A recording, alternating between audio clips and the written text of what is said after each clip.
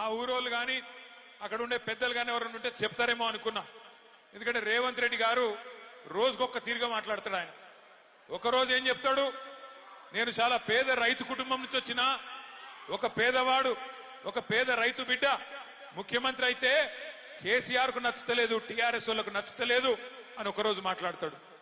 ఇంకొక రోజు ఏమంటాడు, నేను పేద రైతు ఎందుకు అవుతుంది, నేను ఎన్నడూ వ్యవసాయమే చేయలేదు, కానీ మా తాత పోలీస్ పటేల్, మా తండ్రి పోలీస్ పటేల్, మాకు చాలా పెద్ద కుటుంబం అని ఇంకొక రోజు చెప్తాడు. ఆయనను చూస్తే నాకు ఒకటే అనిపిస్తుంది, ఆయనలో ఒక అపరిచితుడు ఉన్నాడు లోపల. పొద్దున రాము, సాయంత్రం రేము, రెండు మనుషులు ఒకటే మనిషిలో ఉన్నారు. పొద్దున ఒక తిరిగి మాట్లాడతాడు, సాయంత్రం ఒక తిరిగి మాట్లాడతాడు. ఆయన మాట్లాడే మాటలు వింటే మాకే అర్థమైతలేదు ఏం చేయాలనో. శాసనసభలో అందరి ముంగట రాష్ట్రం అంతా చూస్తా ఉంటే ఇలా రాష్ట్రం పరువు తీస్తా ఉన్నాడు ఈ ముఖ్యమంత్రి రేవంత్ రెడ్డి. అందుకే ఆయన పుట్టిన గడ్డ అచ్చంపేట నుంచే మనం మొదలు పెట్టాలి మన జైత్ర యాత్ర అన్న ఉద్దేశంతో ఇక్కడనే ఈ జనగర్జన సభ పెట్టుకున్నాం. తప్పకుండా మిమ్మల్ని అందరినీ చూస్తుంటే నాకైతే నమ్మకం కలుగుతున్నది, స్థానిక సంస్థల ఎలక్షన్లలో కాంగ్రెస్ వాళ్ళు ఓటు అడగడానికి వస్తే తప్పకుండా వాళ్లకు మీరు ఏ బుద్ధి చెప్పాలో అది చెప్తారనే విశ్వాసం కూడా ఖచ్చితంగా కలుగుతా ఉన్నది. దయచేసి ఒక్క మాట ఆలోచించమని చెప్పి నేను కోరుతా ఉన్నా. నిన్న మొన్న అవతలి మొన్న వార్తలు వస్తా ఉన్నాయి, పక్కనే మనకు కర్ణాటక రాష్ట్రం ఉంటది. కర్ణాటక రాష్ట్రంలో కృష్ణానది మీద ఆల్మట్టి అనే ఒక డ్యామ్ ఉంటది.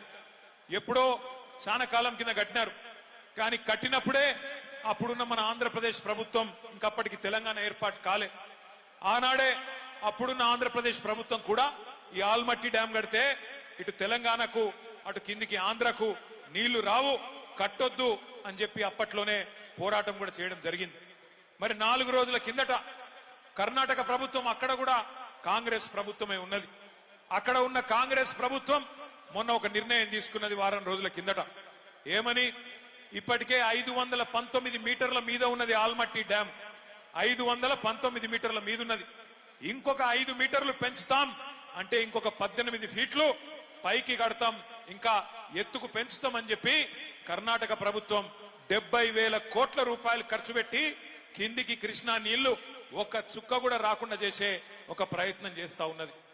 ముఖ్యమంత్రి చెప్పుకుంటాడు నేను నల్లమల పులిని అని చెప్పుకుంటాడు. మరి నల్లమల పులి పక్కనే ఉండే కర్ణాటక కాంగ్రెస్ ప్రభుత్వం 5 మీటర్లు అంటే 18 ఫీట్లు అక్కడ డ్యామ్ ఎత్తు పెంచి పాలమూరుకు చుక్క నీళ్లు రాకుండా చేస్తే నల్లమల పులి అన్నట్టు ఏం చేయాలి, పిల్లిలాగా ఇంట్లో కూర్చోవన్నా లేదా పోయి అక్కడ గర్జించాలన్నా కొట్లాడాలన్నా? ఒకసారి గుర్తు తెచ్చుకోండి, నిజమైన పులి ఎట్లుంటదంటే కేసీఆర్ గారు 2001వ సంవత్సరంలో రాజోలి బండ డైవర్షన్ స్కీమ్ మీద నడిగడ్డకు నీళ్లు వస్తలేవని, అలంపూర్కు గద్వాల తాలూకాకు నీళ్లు రావడం లేదు, మా నీళ్లు మాకు రావాలి అని చెప్పి అక్కడ తూములు మూసేస్తేనే మాకు నీళ్లు వస్తాయని చెప్పి పాదయాత్ర చేస్తా ఉన్నారు. పాదయాత్ర చేస్తుంటే అవతల పక్కన రాయలసీమ ఎమ్మెల్యే ఒక ఆయన ఒక మాట అన్నాడు, కేసీఆర్ బ్లాక్ మెయిల్ చేస్తున్నాడు, నడిగడ్డకు నీళ్లు రావాలని చెప్పి ప్రభుత్వం మీద ఒత్తిడి తెచ్చే ప్రయత్నం చేస్తా ఉన్నాడు, ఒకవేళ కేసీఆర్ బ్లాక్ మెయిల్ కు కనుక లొంగి తూములు కిందికి దించితే ఆ తూములని బాంబులతో బద్దలు కొడతామని చెప్పి ఒక రాయలసీమ ఎమ్మెల్యే చెప్పినాడు. చెప్తే కేసీఆర్ గారు ఏం చేసినారు తెలుసా, ఒక నిజమైన పులి ఏం చేస్తాడు, ఆయన ఒకటే మాట చెప్పినాడు, నువ్వు గనక సుంకేసుల తూముల కాడికి అడుగు పెట్టినా అక్కడే ఉన్న మీ సుంకేసుల బరాజు ఉంది కదా 1000 బాంబులతో లేపి పాడేస్తాం, తునకలు చేస్తామని చెప్పినాడు. మరి అలా నల్లమల పులి అని చెప్పుకునే రేవంత్ రెడ్డికి ఆ దమ్ము ఆ తెగువ లేదా? పాలమూరు ఎండిపోయే పరిస్థితి వస్తే, కిందికి నల్లగొండకు చుక్క కృష్ణా నీళ్లు రాని పరిస్థితి వస్తే మరి మనకు కేఎల్ఐ లిఫ్ట్ ఎక్కడిది, పాలమూరు లిఫ్ట్ ఎక్కడిది, శ్రీశైలంలకే కృష్ణా నీళ్లు రాకపోతే మనం పైకి నీళ్లు తెచ్చుకునే అవకాశం ఎక్కడిది? ఆలోచించమని చెప్పి నేను కోరుతా ఉన్నా. ఇట్లా అక్కడ పక్కనే ఉన్న కాంగ్రెస్ ప్రభుత్వం ఇవాళ కృష్ణను ఆపే ప్రయత్నం చేస్తుంటే పైనున్న రాహుల్ గాంధీ మాట్లాడాడు, ఇక్కడ ఉన్న రేవంత్ రెడ్డి మాట్లాడాడు, మళ్ళీ తిరిగి కొట్లాడేది మాట్లాడేది ఒకే ఒక్క నాయకుడు తెలంగాణ ప్రయోజనాల కోసం. ఎవరది? ఒక్క కేసీఆర్ గారు మాత్రమే. అందుకే కేసీఆర్ దండుగా మేము ఇవాళ అచ్చంపేట గడ్డ మీద నుంచి అడుగుతా ఉన్నాం ముఖ్యమంత్రి రేవంత్ రెడ్డిని, కాంగ్రెస్ ప్రభుత్వాన్ని, నీకు దమ్ముందా ఆల్మట్టిని ఆపేది, లేదా ఈ గులాబీ దండు బయలుదేరి అక్కడ పోయి అడ్డుకోవాలా చెప్పమని చెప్పి నేను అడుగుతా ఉన్నా. నీకు దమ్ముంటే, నీ ప్రభుత్వానికి తెగింపుంటే రాహుల్ గాంధీ దగ్గరికి పిలిపి కర్ణాటక ముఖ్యమంత్రిని ఎట్లా కృష్ణా నదిని మా నల్లగొండకు, పాలమూరుకు, మా రంగారెడ్డికి కాకుండా చేస్తావు, ఎట్టి పరిస్థితుల్లో దీన్ని ఒప్పుకోం అని చెప్పి రాహుల్ గాంధీతో చెప్పి ఆల్మట్టి దగ్గర 70,000 కోట్లతోని వాళ్ళు ఏదైతే ఎత్తు పెంచే ప్రయత్నం చేస్తున్నారో దాన్ని వెంటనే ఆపేయి. ఆ దమ్ము నల్లమల పులికుందా? ఈయన నల్లమల పులేనా? నల్లమల పులే ఏంటిది మరి? ఇది పిల్లి కాదు, నక్క. నక్క, నల్లమల నక్క. ఎందుకంటే నేను చెప్తలేను ఈ మాట. నిన్న కొడంగల్ నుంచి కొంతమంది వచ్చినారు తమ్ముళ్ళు, 300 మంది పార్టీలో జాయిన్ అయినారు, కాంగ్రెస్ వాళ్ళు, బీజేపీ వాళ్ళు. వాళ్ళు చెప్తున్నారు, అన్న ఈ నక్క అచ్చంపేటకెళ్ళి పారిపోయి మా కొడంగల్కి వచ్చింది, ఈసారి తరిమి కొడితే మరి కల్వకుర్తి పోతుందో అచ్చంపేట పోతుందో వాళ్ళకు కూడా చెప్పురా అని చెప్పినారు. ఎందుకు నక్క అంటున్నా అంటే ఉత్తగానే కాదు. ఎలక్షన్ల ముందు ఏం చెప్పినాడు ఇదే రేవంత్ రెడ్డి? రైతులందరికీ చెప్పినాడు ఏమని? కేసీఆర్ రైతు రుణమాఫీ చేసిండు, కానీ నాకు ఓటేస్తే మళ్ళొక్కసారి 2 లక్షల రుణమాఫీ చేస్తా, ఎంబడే సంతకం పెడతా, డిసెంబర్ 9 నేను వస్తున్నా, ఎంబడే పెడతా, మీరు ఉరుకురికి తెచ్చుకోండి అన్నాడు. జరిగిందా రుణమాఫీ? అయిందా కాలేదా? చారాన అయ్యింది, బారాన కాలే. చారాన అయ్యింది, బారాన కాలే. ఇంకేం చెప్పిండు? ఇంకా 6 గ్యారంటీలు అన్నాడు. 6 గ్యారంటీలు. ఇది రాహుల్ గాంధీ గ్యారంటీ, రేవంత్ రెడ్డి గ్యారంటీ, బట్టి విక్రమార్క గ్యారంటీ అని చెప్పి ఎన్ని కథలు చెప్పిండో ఒక్కసారి గుర్తు తెచ్చుకోండి. నేను మొన్న సూర్యాపేట పోయినా, అక్కడ సోదరుడు పెళ్ళైంది మన కార్యకర్తది. అక్కడ పోయే వరకు ఆ సోదరుడు వాళ్ళ అమ్మగారిని పిలిచిండు, ఇంట్లోకి వెళ్ళి పిలిచి, అన్న మా అమ్మగారు అని పరిచయం చేశా. అమ్మ బాగున్నారా అన్న. బాగానే ఉన్న బిడ్డ అన్నది. అన్నాక మరి మీరు కొత్త కోడల్ని బాగా చూసుకుంటున్నావా అన్న. ఆ అమ్మాయి ఏమన్నదంటే, ఏం కోడలు బిడ్డ అన్నది. నేను పరేషాన్ అయినా. ఇట్లాంటుంది, నిన్నగాక మొన్న పెళ్ళైంది, అప్పుడే కోడల మీద ముక్కిరిసినట్టు మాట్లాడుతున్నది, ఏమైంది తల్లికి అనుకున్నా. ఏమైందమ్మా అన్న. ఏమో బిడ్డ, కొత్త కోడలు వస్తే 2,500 వస్తాయి అనుకున్న, నెలకి ఏమొచ్చినా ఏం రాలేదు అన్నది. ఆ కోడలి పిల్ల కూడా చాలా గడుసు తిన్నది. ఆమె బయట కురికొచ్చింది, అత్తమ్మ నీకు కూడా 4,000 పెన్షన్ వస్తుంది అనుకున్నా, నీకేమన్నా వచ్చిందా అని ఆమె కూడా అన్నది. అంటే ఈ రేవంత్ రెడ్డి చేయబట్టి ఏమైంది అంటే, ఎలక్షన్లు అప్పుడు పొంకనాలు కొట్టిండు కదా, పొంకనాల పోతిరెడ్డి ఏమన్నాడు ఆ రోజు?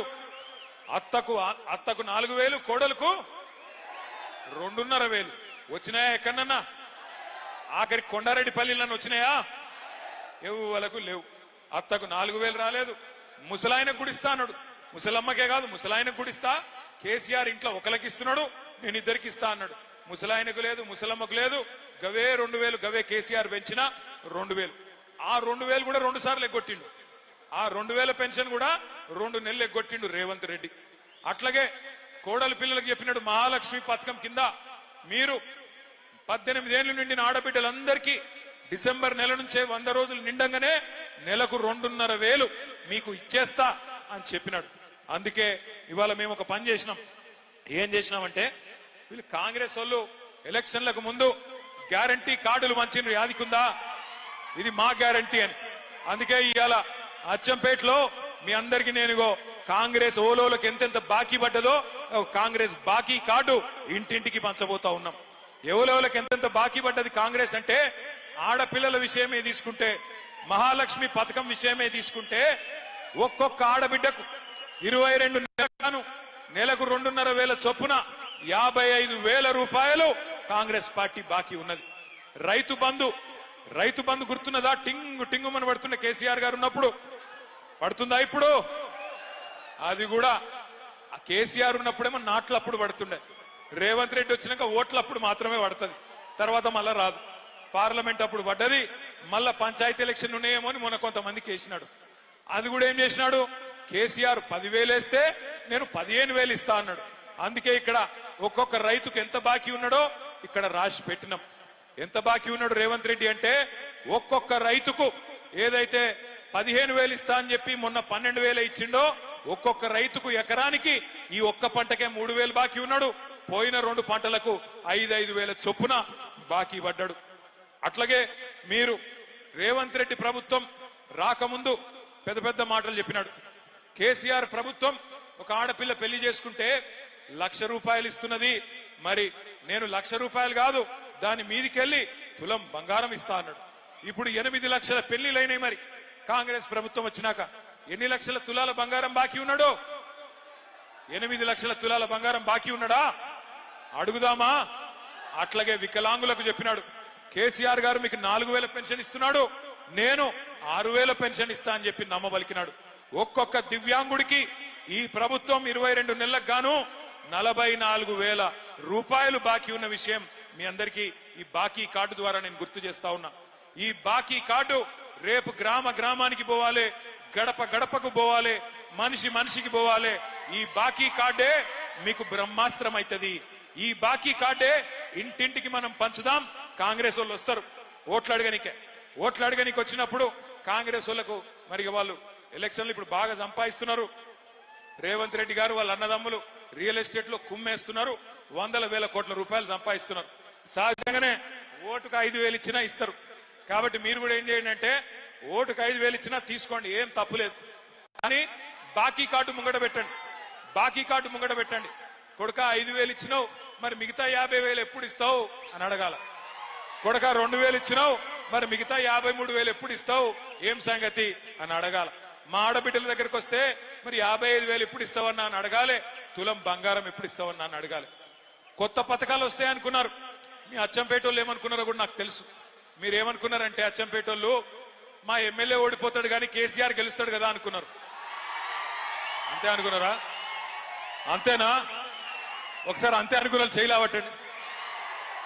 అందరు అంతే అనుకున్నారా? అంటే పోతే మా ఎమ్మెల్యే పోతాడు కానీ కేసీఆర్ అయితే ముఖ్యమంత్రిగా ఉంటాడు అనుకున్నారు. అట్లాగే పక్క కొల్లాపూర్ వాళ్ళు అట్లే అనుకున్నారు, యువత వాళ్ళు కూడా అట్లే అనుకున్నారు. అందుకే ఓడిపోయినాం మనం. ఎక్కడో వాళ్ళు అక్కడ అట్లే అనుకొని మీరు మోసపోయి ఇలా గోసపడతా ఉన్నారు. చిలుకకు చెప్పిండు కేసీఆర్ గారు, ఇదే అచ్చంపేటలో చెప్పినాడు. ఏం చెప్పినాడు? మోసపోతే గోసపడతారని చెప్పినారు. మరి ఇప్పుడు చూస్తున్నారు కదా, యూరియా బస్తాల కోసం లైన్లు కట్టే దిక్కుమాలిన రోజులు వచ్చినాయి. కేసీఆర్ ఉన్నప్పుడు ఉండేనా ఈ పరిస్థితి? యూరియా కోసం యుద్ధాలు చేసే పరిస్థితి ఉండేనా? ఇలా పొద్దున పోతే ఎప్పుడొస్తుందో యూరియా బస్తా తెలియదు, ఎప్పుడు మళ్ళా ఇంటికి వస్తాడో మనిషి తెలియదు. కొంతమంది లైన్లలో నిలబడి చక్కెర వచ్చి పడిపోతున్నారు. కొంతమంది అక్కడనే చచ్చిపోయిన వాళ్ళు ఉన్నారు. మొన్న ఒక గిరిజన మహిళ మిర్యాలగూడ నియోజకవర్గంలో ఆ తోకిసలాటలో అక్కడనే పడి చచ్చిపోయిన పరిస్థితి ఒక గిరిజన రైతు. ఇటువంటి పరిస్థితి కేసీఆర్ ఉన్నప్పుడు ఉండేనా? ఎన్నడన్నా రైతుకు ఇబ్బంది కలిగిందా కేసీఆర్ గారు ఉన్నప్పుడు? ఇవాళ ఆలోచించమని కోరుతా ఉన్నా. ఆల్మట్టి ఎత్తు పెంచుతుంటే మాట్లాడాడు, యూరియా ఇయ్యడు, రైతు బంద్ అయ్యాడు, బోనస్ ఇచ్చిండా? బోనస్ బోగస్ అయ్యింది. రైతుని ఇవాళ అరిగోస పెడుతున్నాడు రేవంత్ రెడ్డి గారు. మన ప్రభుత్వం ఉన్నప్పుడు మనం ఇక్కడ ఉండే కల్వకుర్తి లిఫ్ట్ ఇరిగేషన్ ను వేగంగా పూర్తి చేసి 4 లక్షల ఎకరాలకు నీళ్లు తీసుకొచ్చి అచ్చంపేటలో కూడా 90,000 ఎకరాలకు నీళ్లు ఇచ్చిన ఘనత కేసీఆర్ గారి ప్రభుత్వానికి. ఆ 90,000 సరిపోవు, మరి ఖచ్చితంగా ఇంకా ఎక్కువ చేయాలన్న ఉద్దేశంతో అచ్చంపేట లిఫ్ట్ ఇరిగేషన్ అని చెప్పి ఇంకొక 1,350 కోట్ల రూపాయలతో అచ్చంపేట లిఫ్ట్ ఇరిగేషన్ కూడా కేసీఆర్ గారు మంజూరు చేసినారు. టెండర్ కూడా పూర్తయింది. ఈ 2 ఏళ్లలో రేవంత్ రెడ్డికి నిజంగానే నల్లమల బిడ్డ అయితే, అచ్చంపేట గడ్డ మీద పుట్టిన కొండారెడ్డిపల్లిలో పుట్టిన బిడ్డ అయితే ఈ 2 ఏళ్లు సరిపోలేదా పూర్తి చేసేందుకు? పూర్తి చేయలేదు. ఎక్కడ ఉన్నదాన్ని అక్కడనే వదిలిపెట్టిండు. మరొక 75,000 ఎకరాలకు మీకు కూడా నీళ్లు వస్తా ఉండే. ఇంకొక మాట కూడా నేను చెప్తా ఉన్నా. పాలమూరు రంగారెడ్డి ఎత్తిపోతల పథకం చెప్తా కాలేజ్ ఫీజు గురించి. పాలమూరు రంగారెడ్డి ఎత్తిపోతల పథకం కేసీఆర్ గారు 90% పూర్తి చేసినారు. ఏదులా పూర్తయింది, నార్లాపూర్ పూర్తయింది, వట్టెం పూర్తయింది, కరివెన రిజర్వాయర్ పూర్తయింది, ఉద్దండాపూర్ పూర్తయింది. మొత్తం రిజర్వాయర్లన్నీ పూర్తయినాయి. 90% పూర్తయింది. నార్లాపూర్ దగ్గర ఒక పంపు కూడా చాలు చేసి నీళ్లిచ్చే అవకాశం కూడా ఉన్నది. 90% పూర్తయితే ఆ పథకం ఇంకొక 10% మాత్రమే పూర్తి చేయాల్సి ఉంటే రేవంత్ రెడ్డి దాన్ని మాత్రం ముట్టుకుంటలేడు. ఎందుకంటే పాలమూరు రంగారెడ్డి ఎత్తిపోతల పథకం అది పూర్తి చేస్తే కేసీఆర్ కు పేరు వస్తుంది. అందుకే ఏం చేసిండరికైనా ఆ పాలమూరు పథకానికి వాళ్ళ మామ పేరు పెట్టుకున్నాడు, జైపాల్ రెడ్డి గారు పేరు పెట్టినాడు. మరి జైపాల్ రెడ్డి గారు ఏం చేసిండ్రో, ఆయన పథకంకి ఆయనకేం సంబంధమో నాకైతే తెలియదు. నేను మిమ్మల్ని అందరినీ కోరుతా ఉన్నా, పాలమూరు ఎత్తిపోతల పథకం గాని అచ్చంపేట ఎత్తిపోతల పథకం గాని ఈ రెండింటినీ పండబెట్టిండు ఈ రెండింటిని పక్కన పెట్టిండు. ఆల్మట్టి అక్కడ కడుతుంటే కృష్ణలో ఒక్క చుక్క నీరు రాకుండా పక్కన కర్ణాటక కాంగ్రెస్ ప్రభుత్వం కుట్ర చేస్తుంటే నోరు మూసుకొని ఉన్నాడు. ఎక్కడ రాహుల్ గాంధీ తీసి పారేస్తాడేమో అని భయపడతా ఉన్నాడు. కానీ తెల్లారు లేస్తే ఒకటే పని రేవంత్ రెడ్డి గారికి, కేసీఆర్ గారి జపం మాత్రం చేస్తున్నాడు. రోజు తెల్లారు లేస్తే కేసీఆర్ తిట్టుడు, కేసీఆర్ ను రోజు మన్నువోసుడు, కేసీఆర్ గారి మీద రోజు తిట్లు శాపనార్థాలు తప్ప ఇంకొక మంచి మాట మాత్రం ఆయన నోట్లోంచి రాదు. ఒకసారి ఆలోచించండి. మనం కూడా చాలా మంది ముఖ్యమంత్రులను చూసినాం. ఎన్టీ రామారావు గారిని చూసినాం, తర్వాత చంద్రబాబు నాయుడు గారిని చూసినాం, తర్వాత రాజశేఖర రెడ్డి గారిని చూసినాం, తర్వాత రోషయ్య గారిని చూసినాం, కిరణ్ కుమార్ రెడ్డి గారిని చూసినాం, ఆ తర్వాత కేసీఆర్ గారిని చూసినాం, ఇప్పుడు రేవంత్ రెడ్డి గారిని చూస్తా ఉన్నాం. ఎవరైనా ముఖ్యమంత్రి ఆ పదవిలో కూర్చున్న పెద్ద ఆయన ఎన్నడన్నా రేవంత్ రెడ్డి మాట్లాడినంత హీనంగా, రేవంత్ రెడ్డి మాట్లాడినంత దరిద్రంగా ఎవరన్నా ముఖ్యమంత్రి మాట్లాడిండా? ఒక్కసారి ఆలోచన చేయండి. ఎంత గలీజు మాటలు మాట్లాడతాడు ఆయన. నీ గుడ్లు వీకి గోటీలు ఆడతా అంటాడు. నీ మెడల పేగులు తీసుకొని నీ పేగులు తీసుకొని మెడలు వేసుకుంటా అంటాడు. పేగులు తీసుకునేది బోటి కొట్టాడు ఆయన. ఏమన్నా నాకు అర్థం కాదు. పేగులు తీసి మెడలు వేసుకుంటా, ఇటువంటి మాటలు. ఇంకా గలీజ్ ఏంటంటే ఇప్పుడు ఇక్కడ అచ్చంపేట జనగర్జనలో ఒక 15-20 వేల మంది ఉన్నారు. మీరు ఇక్కడ ఎవరన్నొక్కలు అప్పు లేని వాళ్ళు ఎవరు ఉన్నారా? బాకీ లేని వాళ్ళు ఎవరు ఉన్నారా? ఉంటే బాకీ ఉన్నోళ్ళు చేయి కింద పెట్టండి. బాకీ లేని వాళ్ళు ఎవరైనా ఉంటే ఒక మర్రి జనార్దన్ రెడ్డికి లేకపోవచ్చు, కానీ ఉందా నీకేమన్నా? ఆయన ఒక్కరికి లేదంటే కానీ మిగతా వాళ్ళకి అందరికి బాకీ ఉన్నది. ఇప్పుడు మనిషి అనేటోనికి బాకీ ఉంటది, మర్రికి కూడా ఉంటది. చెప్తలేడు సిగ్గుపడుతుంది కానీ. అదానికి బాకీ ఉంటది, అంబానికి కూడా బాకీ ఉంటది, వెంకటేశ్వర స్వామికి కూడా బాకీ ఉన్నది. తిరుమల దేవుడు వెంకటేశ్వర స్వామికి అంత పెద్దోడు, ఆయనకే బాకీ ఉన్నది. బాకీ ఉన్నా మనందరికీ బాకీ ఉన్నది, అందరికి అప్పులు ఉన్నాయి. కానీ తిట్టుకుంటాం. ఆ రోజు బయట చెప్తామా, నేను దివాలా తీసినా, నేను సంకనాకి పోయినా, నాకు బాకీ ఉన్నది, నేను ఎత్తిపోయినా అంటే ఎవడన్నా మార్కెట్లో మనకు విలువ ఉంటుందా? మరి రాష్ట్రానికి పెద్ద ముఖ్యమంత్రి తెల్లారు లేస్తే నా రాష్ట్రం ఎయిడ్స్ పేషెంట్ అయిపోయింది, నా రాష్ట్రం క్యాన్సర్ పేషెంట్ అయిపోయింది, నా రాష్ట్రం దివాలా తీసింది అని మాట్లాడితే ఢిల్లీలో ఎవడన్నా పట్టించుకుంటాడా? మళ్ళీ ఆయననే చెప్తాడు. ఏం చెప్తాడు? ఢిల్లీలో నన్ను ఎవడు అపాయింట్మెంట్ ఇస్తలేడు, అక్కడ పోతే నన్ను దొంగను చూసినట్టు చూస్తున్నారు. మరి అది నాకు తెలియక అడుగుతా, దొంగను దొంగ లెక్కనే చూస్తారు కదా, ఇంకెట్లా చూస్తారు? ఈయన దొంగ కాదా? ఓటుకు నోటు దొంగ కాదా? 50 లక్షల రూపాయలతో దొరికినోడు దొంగ కాకపోతే ఏంటిది? దొంగ లెక్కనే చూస్తారు. కానీ ఇంకేమంటాడు? నేను పోతే నాకు అపాయింట్మెంట్ ఇస్తలేరు, ఇస్తే చెప్పులెత్తుకపోతాడేమో అని అపాయింట్మెంట్ ఇస్తలేరు అంటున్నాడు.